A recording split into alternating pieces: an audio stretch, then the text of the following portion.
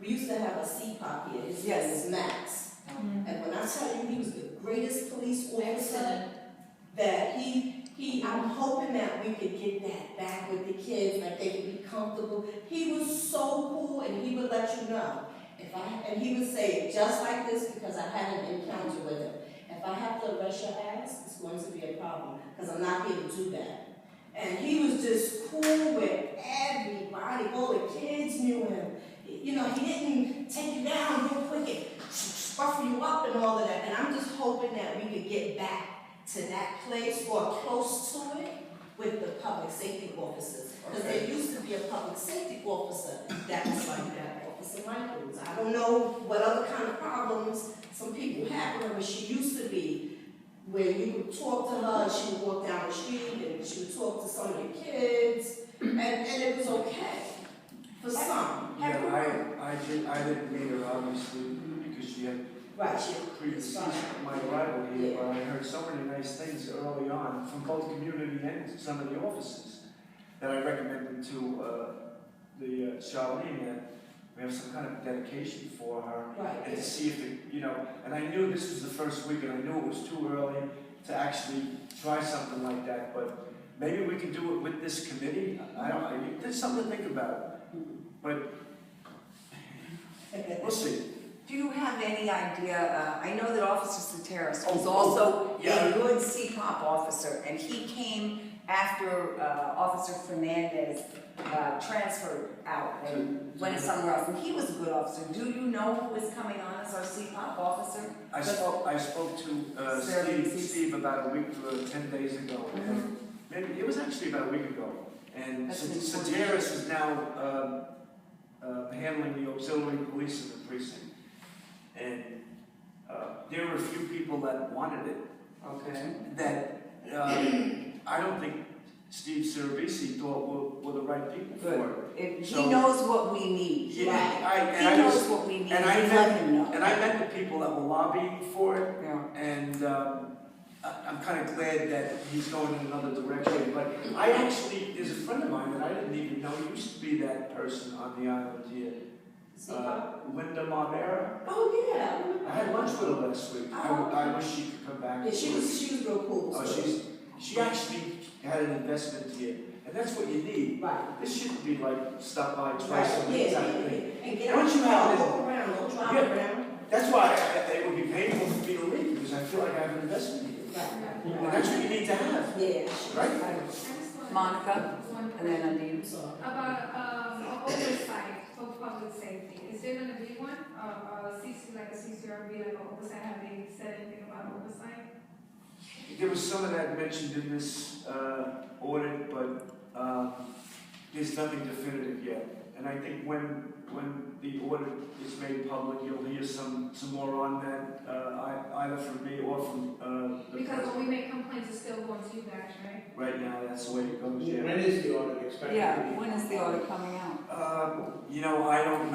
I don't know a date. I think some of it may have to do with the governor's office. So you should Charlene would know better than me. I'll ask. The last I spoke to her about a week ago, the final draft. I mean, the final was not released.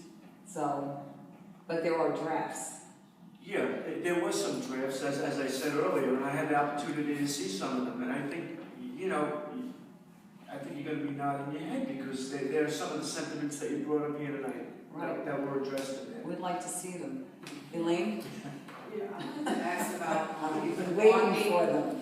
Like basically the parking rules and because sometimes there are some cars out there that I think they don't ticket because they're basically your friends with officers.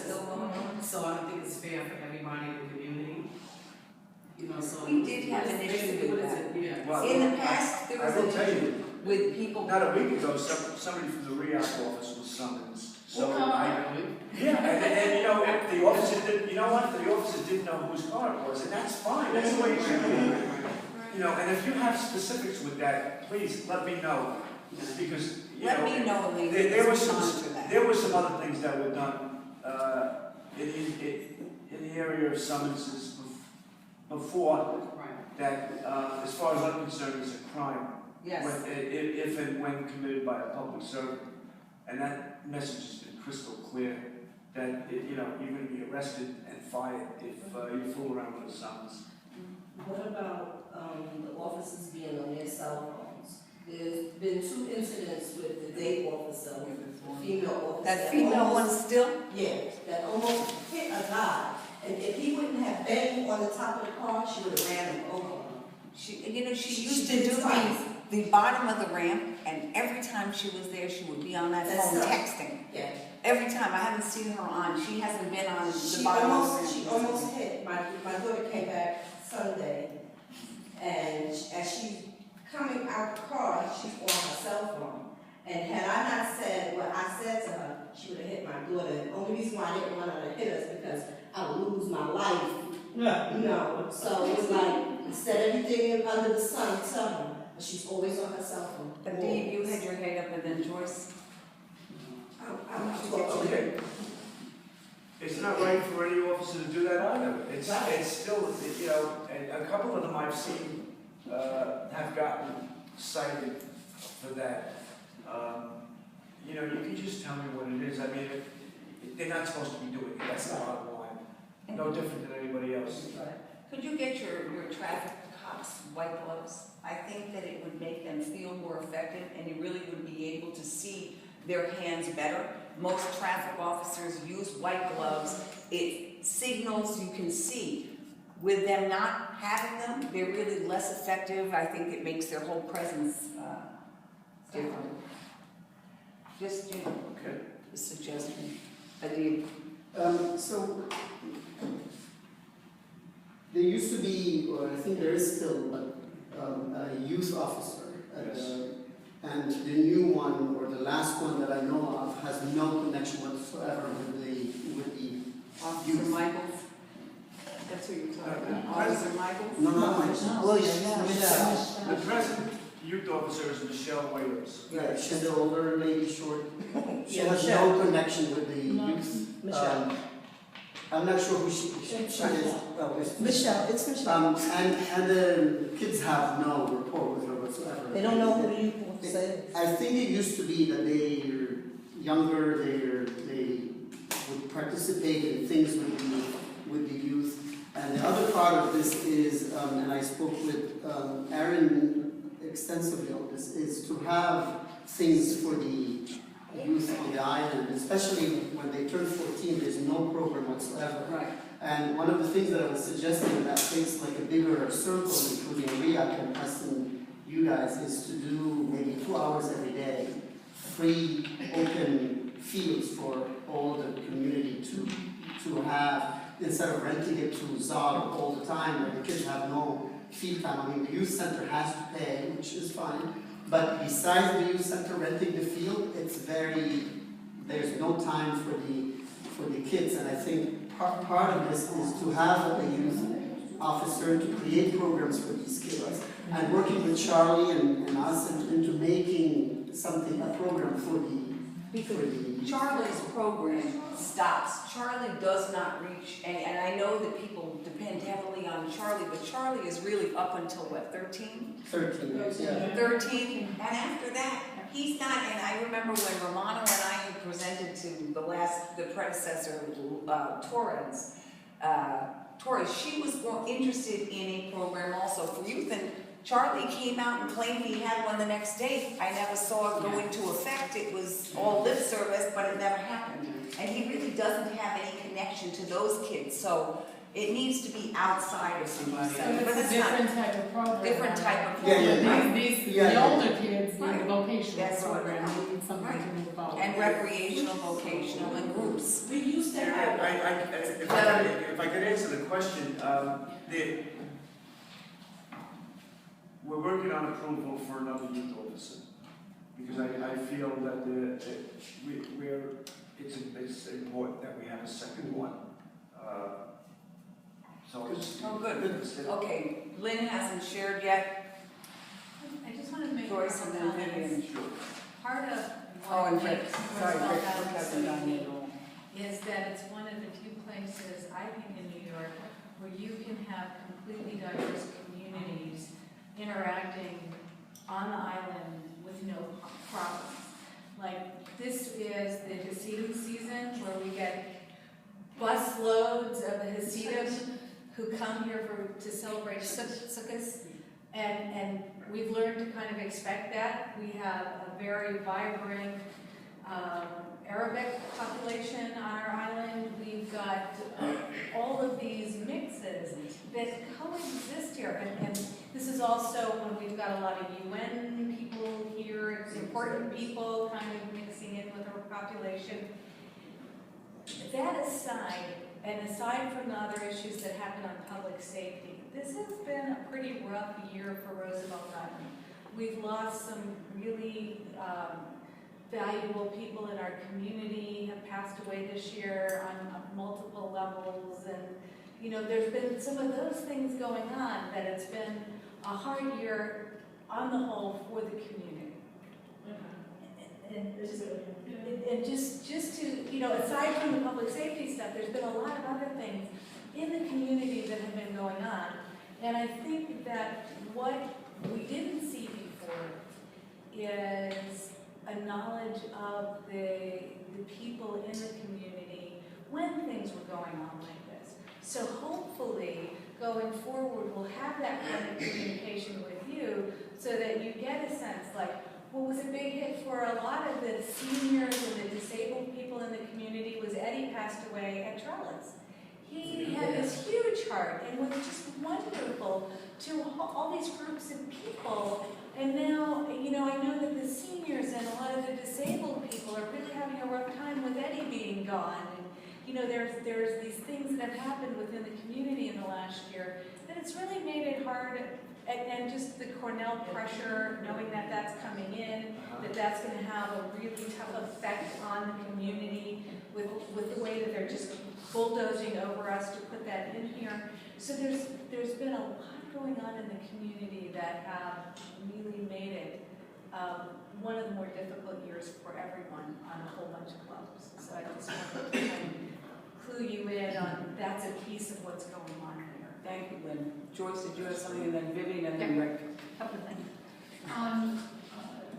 Getting back to what Adib said about renting the field, our kids really have no place to play. Yeah. And that's really a very major problem. And with the Roosevelt Island Community Coalition in our negotiation with Cornell, we attempted to get Cornell to actually fund setting aside community space, because RIOC has the concept that they have to rent out everything, and if it isn't being rented out, then then they've somehow been deficient in how they do their job.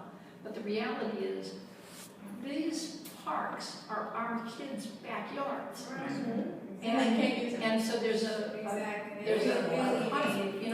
definite conflict in terms of what the community needs and what the Roosevelt Island Operating Corporation sees as their function in generating revenue for all of its assets. It's not an asset to us, it's our kids' backyard. Right, exactly. But, Yeah, that's not, okay, you know, but Charlene, trying to get back to, okay, so get back to the public safety. issues. So wanted to also point out to you, I think, that the New York Junior Tennis and Learning Week takes up to 18, and then we hire them and train them to be tennis pros. Yeah, so up to 18. So the two questions that I had for you, Jack, is number one, I see many officers with cigarettes smoking on Main Street. I think that you ought to have a smoking area for your public safety officers, and you should. And I don't know how the rest of you feel because I haven't polled you, but I think that it sends a bad message to our kids when they see people that they look up to walking down the street with cigarettes in their hands. Fair enough. Point well taken. And the other thing is, and certainly not flicking them out in the street when they get finished. Thank you very much. The other thing is, we've always had this problem with traffic on Roosevelt Island and the traffic signs. We understand that the Department of Transportation will send out expert in determining what the signage should be, and what the flow should be, and determine where the yields should be, and where the stop sign should be, and where the stoplight should be. But they've never been consulted and brought out here. And I think what they've done in that intersection where the bridge forms a T with Main Street is a collision waiting for a place to happen. I almost saw one about 2 nights ago when I drove onto the island, and people that are going down Main Street, they have a concept of yield. They have yield signs without knowing who they're supposed to be yielding to. And those yield signs aren't even at the intersection, they're well before the intersection. Yeah, I've looked at them, and we've been directed to assess them, but, I mean, to have a traffic engineer come over and do it, I mean, it's somebody that's an expert. Transportation, I believe. Oh, wait, There's no light at night. Charge. That area that doesn't have. That is lights.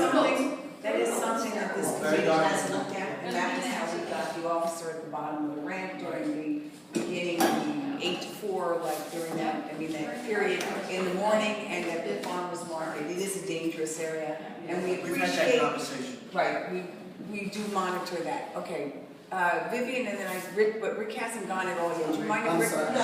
Rick, Should I see you tomorrow night? Yes. go ahead, Rick. You had previously suggested during some RIOC meetings shutting down.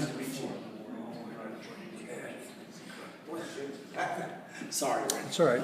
Closing down Lighthouse Park earlier and having uniform closing hours for the park.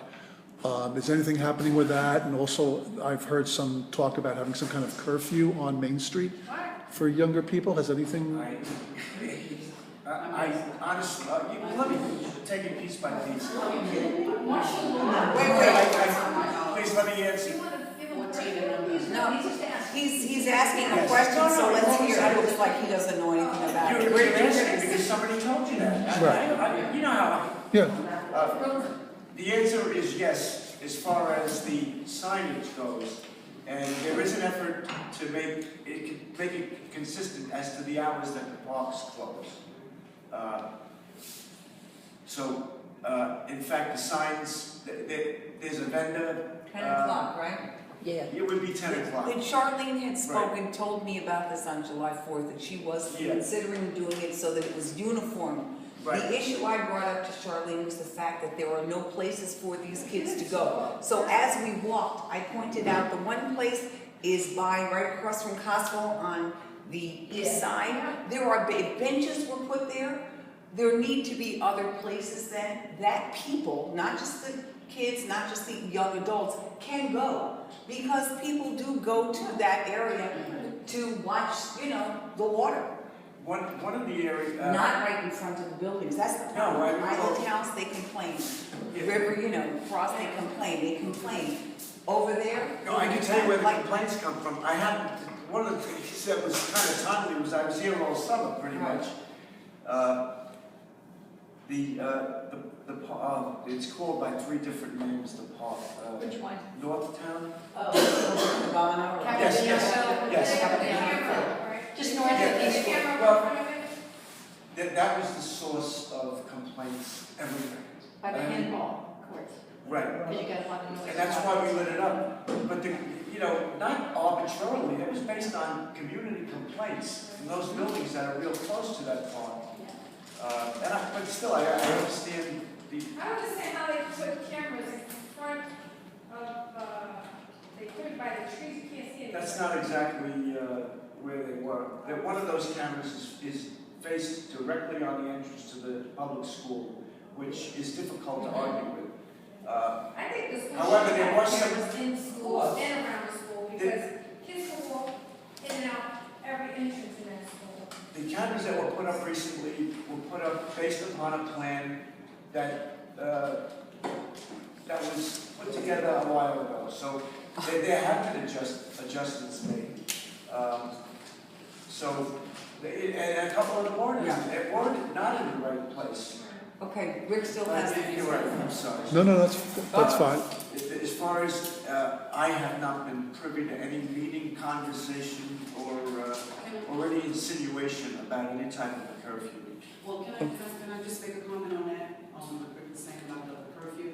I remember when I first moved here, about 9 years ago, and my niece lives here also, and her son, he was 13, and he was out, I think, like 10 o'clock, and Officer Michaels brought him home and told her that we have a curfew, 14 and under, that kids have to, they can't be on the street after 9. I've been 20-something years. Yeah, She never had, she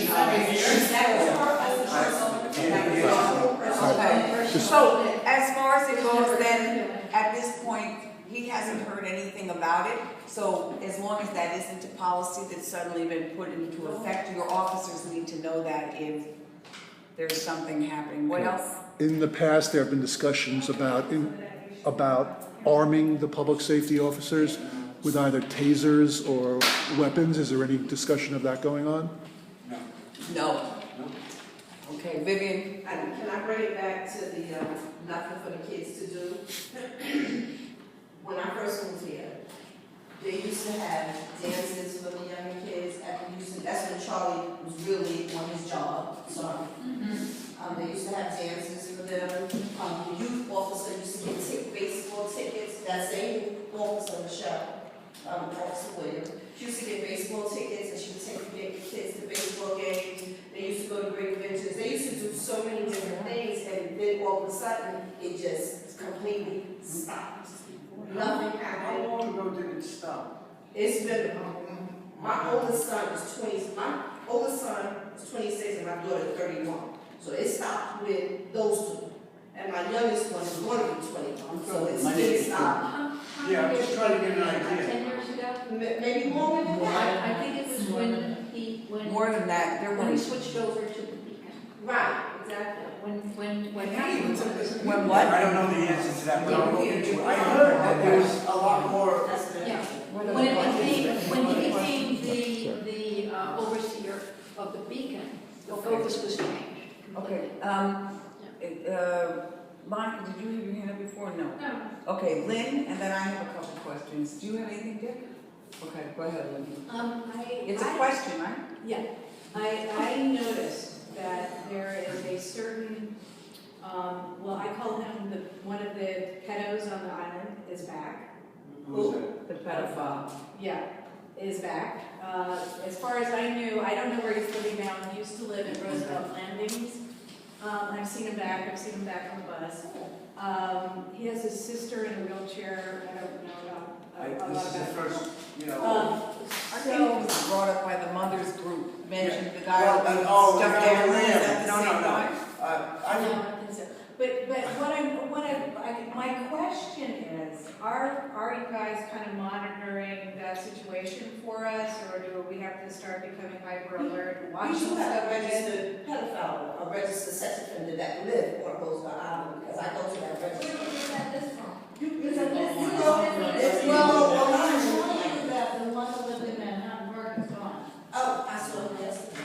Well, he's not living here anymore. Oh, okay. So he may be on the island, but he's not living in Manhattan Park anymore. Oh, Okay, so is there a question? Lynn's question is, are you aware of monitoring the sex offenders that are on the island?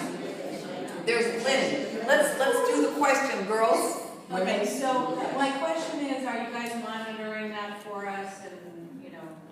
when we're made aware, and we would have to be made aware, monitoring, yes, but there are limitations. They have a right to. There are absolute limitations to what you can do with them. I brought that to Keith's attention a while ago, because they didn't know about the registered sex. They didn't know that there was two at the time when Keith first came in. And I told him who he was, I showed him the website, I showed him everything. So he was like, thank you for letting me know, because they had no idea. Okay, all righty. I mean, we know some of these people. There's this one guy that's been coming on and off the island for years. You know, I don't know about the one that you're talking about is the same one that I'm talking about, but I know somebody in Manhattan Park. He's gone. Okay. So he's not living there. He may have been living there. He doesn't. He's not All right, so living there. there is one. There is a man that's living in Manhattan Park in the group apartment. In the group home, Group home. the MMR. He's part of the less functioning of the two different departments. I was just given a number of his counselor. His issue was raised with the parents group. He had this small land. Yeah. It's a little land that he was, I guess, approaching the kids with, which is going to be disconcerting to any parent. Stuffed animal. Yeah, it's a stuffed No, animal, stuffed and animal. he tries to play with the kids, and he's a But- little off and he's a little slow, so. Do y'all know what building? She works Because I work down there and know my people, what I know of. She What works. building? You can't really discuss that on an open level. The parents group on the Roosevelt Island Residents Association, there's a member who is on the parents, has a parent, the committee with like 200, right, Eva. She brought it to his attention, she met with Jack, they are monitoring it. There were several complaints put in by various parents of this identified male. If it's one of my people, we should know, so we could. They were trying to inform, when they discovered, they were going to the building. Because like I said, what I know, I'm not aware of. Right, then it's probably not one of your people, because Jack was working on that. I just, some of the information I just got this past weekend. Okay. So, I haven't met with the counselor yet, so I'm not gonna, Right. wouldn't be right there to share. Right, I agree. It's an ongoing investigation. But we do monitor stuff like that, like yours. Right. Okay, I have a couple of questions, Jack. I just wanted to know, you were talking before about limited advancement for the officers, and the fact that in the past, as we all suspected, although it was denied, they were being promoted through the use of summonses and various arrests, often through, the trespassing affidavit program, the TAP program. What are you doing now? I mean, so you said that the message to them now is that this is not the way for advancement. How are you keeping the good officers? What things should they be doing, or are they told if they do, they will be able to advance with? Has it sort of come down into policy yet? It's more word of mouth at this point, and that word is any nice deed. And we've gotten some letters recently, and both Dick and Rick have been kind enough to put forth the information on a positive deed. Fortunately, it's just not the type of place where we have a lot of rescues, capturing of a violent felon. So, I'm open to suggestions, but I'm trying to figure out how to be creative with this. But minimally, when I put that information out, I put a letter in their folder, but, it's kind of hard. It was only getting reported for. Well,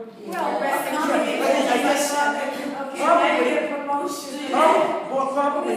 What about officer of the month? That's a good idea. But more importantly, they're not being rewarded for doing the wrong thing. Doing extra work. That's a That's officer of the month. Right. Because I know too that I would definitely write a letter for the officer of the month. That are good, and they haven't gotten into any trouble. Their names is not in no reports at all. And they. Who's that guy that's always crossing at 5'8", the little short guy? Burnberry, the little bull legs. Yeah. It's a nice guy. It's a good officer. And Ray is a good officer. I mean, you already know, we discussed some of the officers. Okay, so that was one question I had for you. Another thing was, you talked about the discipline policy, and I know that the union and what you came into, there was a real issue with the discipline policy. It wasn't really a progressive policy, and what we were seeing were 46 suspensions, but when you really examined them, they were for things such as tardiness. Right. So I know that you had been exploring, or Charlene had mentioned she was exploring working with the union.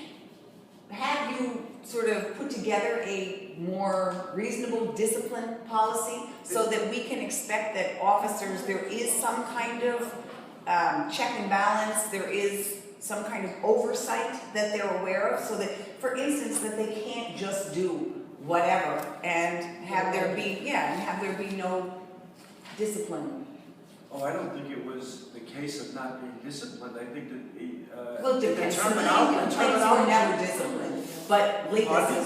civilian complaints did not receive discipline, the ones that we saw. You know, the ones that we reported had never been disciplined, but latenesses and things of that sort I know were excessive. There was the categorization of just a general terminology of, I mean, I was able to just change some terminology around. It made no sense. I mean, why should somebody, granted, there's a real issue if you're late constantly in a position like this where it's based on face-to-face reliefs and stuff like that. So it is important, but it shouldn't be categorized as a suspension. Right. And I went to the union and they were in the middle of contract negotiations and they were getting ready to sign something presently. But I said, listen, I'd like to change the categorization of suspension to loss of pay. Okay. Because that's basically The same thing. beyond warn and admonish, the penalty is loss of pay. That's what it comes down to. So how many times though, as you said, people need to be on time? And in my job, if somebody is excessively late, you know, they're given 2 or 3 times, then it's discussed, then there's a warning, there's a suspension. I mean, No, I agree. when does a person have to go? That they're just not able to deal with, you know, the job, or they're not willing to commit to what the job takes?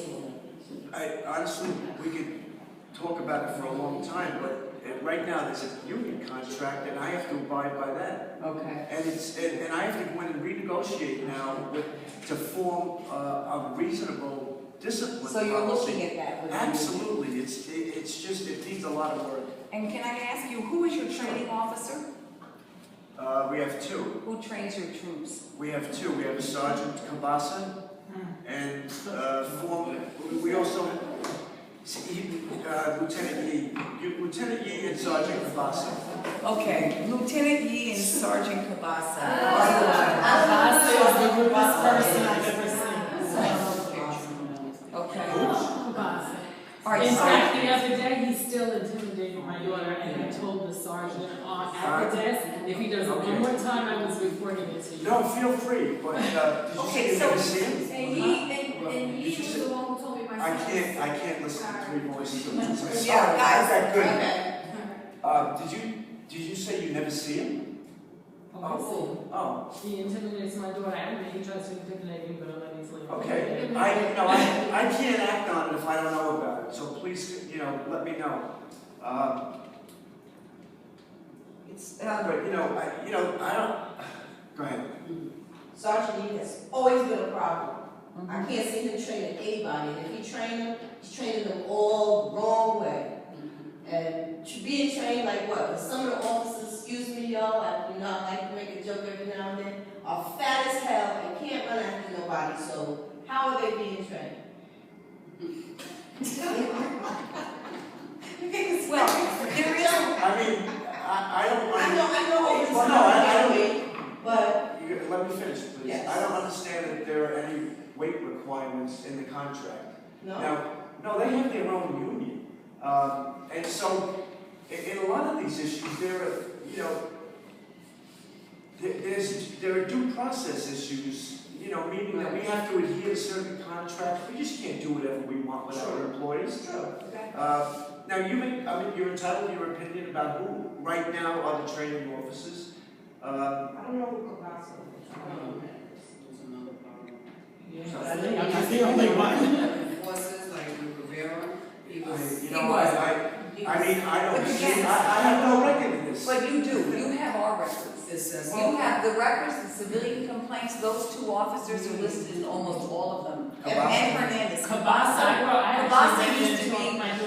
Okay. But you didn't give us a complaint. No, So but I'm they haven't, but speaking they haven't. specifically of the ones that were. So The overriding issue here is they're entitled to due process. Right now, I have enough on my plate with what's happened in the 3 months since I've been here. We're not able or allowed in a lot of ways to go dragging up things that may even have merit. We're limited to do that. So, and I respect that you may have had a bad experience. And I respect that it still hurts, but in terms of discipline, I'm limited that way. And I haven't had an issue with that sergeant since I've been here. Unless, So what do you? if you had a bad incident, I'm sorry. Could you Could be you able to say something? Because I think it's not that it happened in the past, it still Right. happens. Right. Well, So explain to him. Wendy, I just explained that I can't deal with it if I don't have a complaint in front of me, and I have not gotten a complaint about my cabasa since I've been here. So then, Jack, what we're looking at, And nobody has Jack, come in to talk, even talk about it, maybe not even No, to but I make it. mentioned it to you when I was in there. They're behaving themselves now.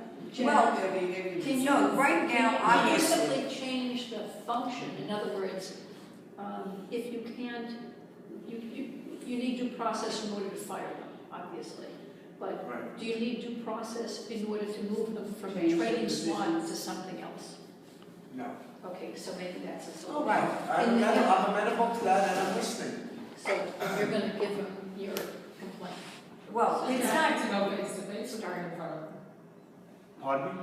I'd like to go face to face with him in there because I'd like to find out what's going on. Well, I have, Complaint. that may be appropriate, it may not. Yeah, So I have to file a look into complaint it first. based on the complaint. I'm not gonna agree to something like that right now.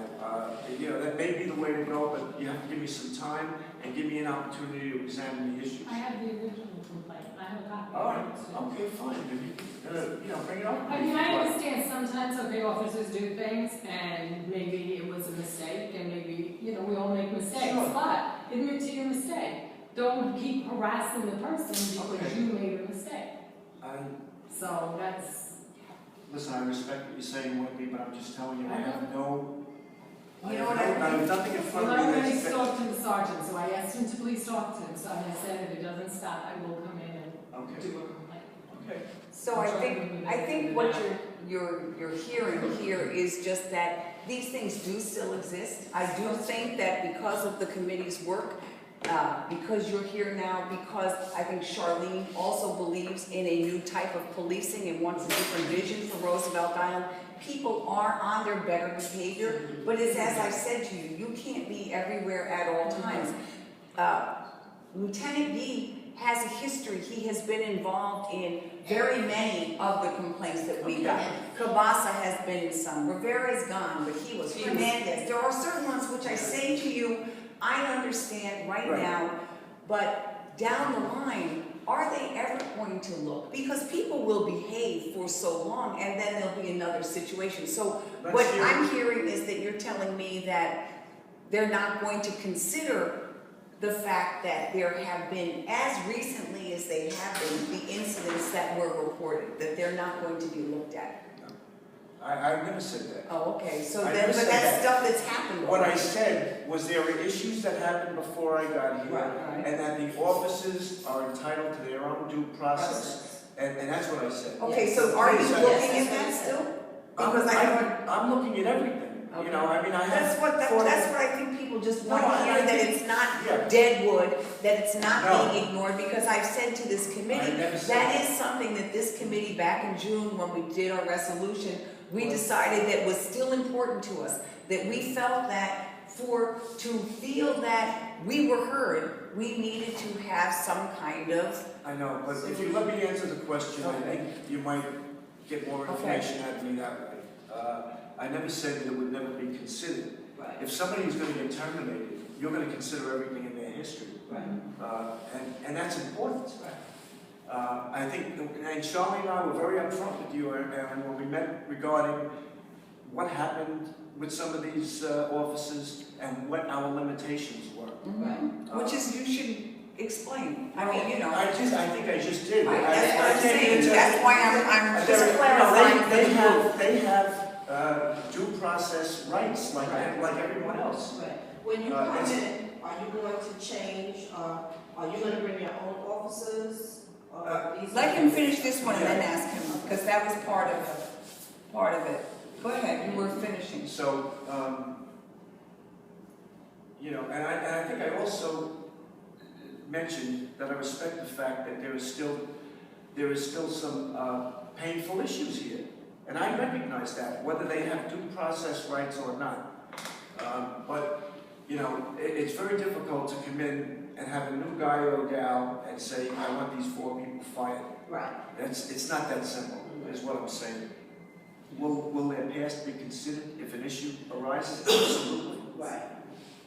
So you will be waiting though, I mean, you're not going to be looking at past complaints, you would expect to see something new. I know, I will look at past complaints within the realm of an overall impression of an officer. Okay. If, what I'm saying is if there's a contractual or another due process issue, which limits me, I mean, but the expectation that at some point I'm going to fire these 4 people may be unrealistic. Right. But if they Depending, have criminal charges against them, that's a different story. if they have criminal charges against them, then Pardon me? they have That's a criminal different story. charges. None of my officers have criminal charges pending. That's a whole different story. And that'll, you know, if that arises, Well, they do have criminal charges. Torrance has a criminal charge. Torrance does Yes, not have a criminal guilty. charge weighing against them. It's- Absolutely not. The DA's investigating There have been no charges levied against Officer Torrance. I need to be clear about that. If there is, I'll know about it. Right. And while, if you notice, while these things are being contemplated, he has been in the station house. Yeah. Yeah. Because I'm not gonna fire an officer based on something that hasn't been adjudicated yet. I mean, I'm just trying to give you the limitation. I'm not gonna sit here and make promises that I can't keep. Right. No, I'm glad you're being honest. No, And I this is mean, what I've no been way. saying, because the committee does have, you know, did decide on certain, our resolution and what we hope to see as far as having, you know, what this committee is looking for. So it's good for everybody to hear what your limitations are and how you see things. Sure. I have 2 15-year-olds to feed, so, Okay. I would invite any one of you to come in and continue this discussion, and please take me up on that. Thanks for everything. No problem. Thank you. Be